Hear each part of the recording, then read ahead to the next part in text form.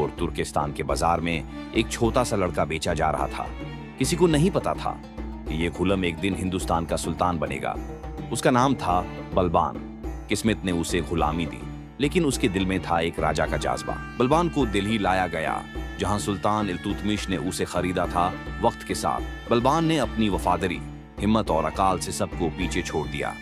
पहले फौज में सिपाही, फिर वाजिर और फिर नायब-ए-सुल्तान बना। और जब सुल्तान नसीरुद्दीन महमूद की मौत हुई, 1266 में ताज बलबान के सर पर आ गया। दिल्ली का दरबार चमक रहा था, सबके सर झुके हुए थे। घियास-उद्दीन बलबान अब दिल्ली का सुल्तान था। उसने कहा, सुल्तान अल्लाह का साया है जमीन पर। उस दिन से दिल्ली में एक नया दौर शुरू हुआ, इज्जत, डिसिप्लिन और दरका। बलबान के लिए हुकूमत का मतलब था कानून और अनुशासन। उसके सामने ना कोई अमीर बचा, ना कोई बड़ शहजादा। जो गलती करता सजा मिलती। उसने पूरे मुल्क में बारिद सिस्टम, एक सीक्रेट स्पाई नेटवर्क बनाया। हर शहर की खबर सीधा सुल्तान तक पहुंचती थी। बलबान के दौर में इंसाफ सबके लिए बराबर था। नॉर्थ से एक तूफान उठ रहा था, मंगोल हमले, लेकिन बलबान ने उन्हें रोक दिया। उसने पंजाब से मुल्तान तक फोर्ट्स बनवाए, फौज मजबूत की। जब जंग हुई, बलबान खुद घोड़े पर सवार होकर फ्रंट लाइन पर लड़ा। उसके लिए हिंदुस्तान की इज्जत सबसे ऊपर थी। बंगाल में उसका गवर्नर तुगरिल खान बघी बन गया। उसने खुद को सुल्तान घोषित कर दिया। बलबान ने कहा, एक सुल्तान एक तख्त, बगावत का सिर्फ एक अंजाम मौत। बलबान ने बंगाल पर मार्च किया, तुगरिल को हारा दिया और दिल्ली की शान वापस ले आया। बलबान का सबसे बड़ा दुख था उसका बेटा शहजादा मोहम्मद मंगोल जंग में शहीद हो गया। दिल्ली जीत गई,